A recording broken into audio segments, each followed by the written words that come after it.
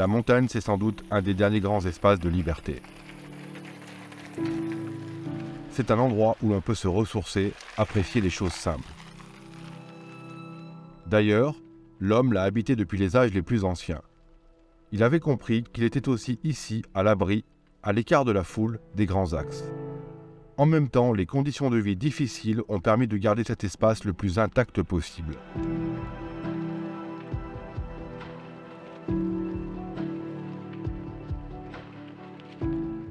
Ici, la nature peut s'exprimer de la plus belle des façons et nous offre ce qu'elle a de plus beau.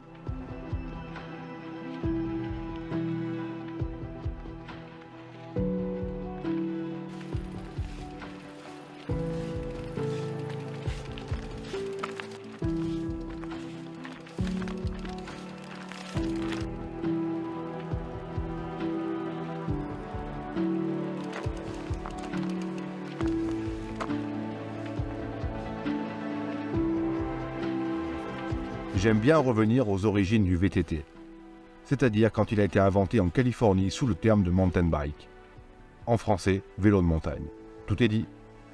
Pour moi, le vélo a toute sa place en montagne, et c'est exactement ce que j'aime le plus.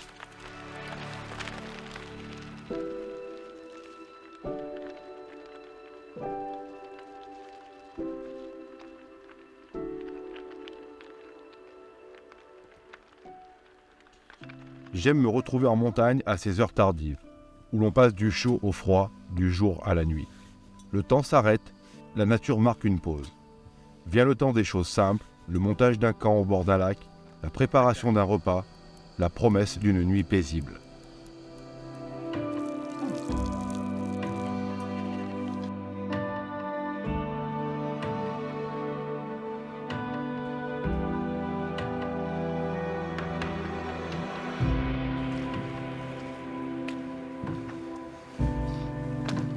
Bivouaquer, c'est aussi la joie de profiter des premières lueurs d'une belle journée.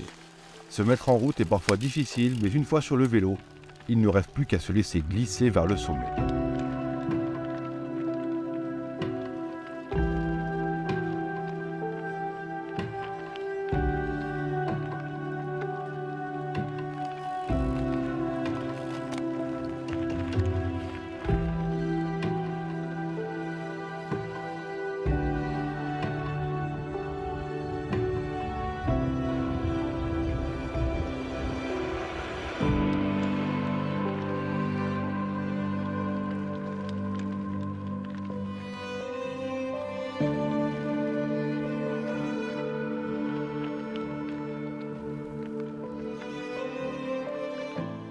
En montagne, on doit très vite porter son vélo.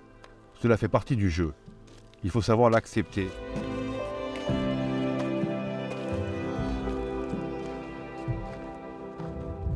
Faire corps avec les éléments, ne pas tricher, la force de son corps, c'est la justesse de la pratique du vélo de montagne. Et au bout de cet effort, le sommet.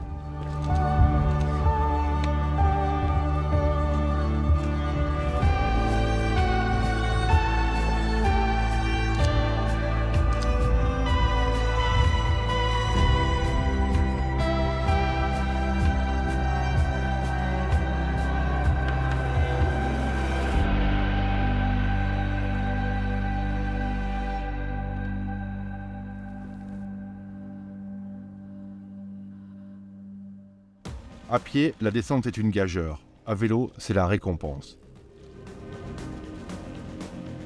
Faire corps avec son vélo et le terrain, tout en profitant d'un cadre d'une beauté exceptionnelle, c'est la puissance du vélo de montagne.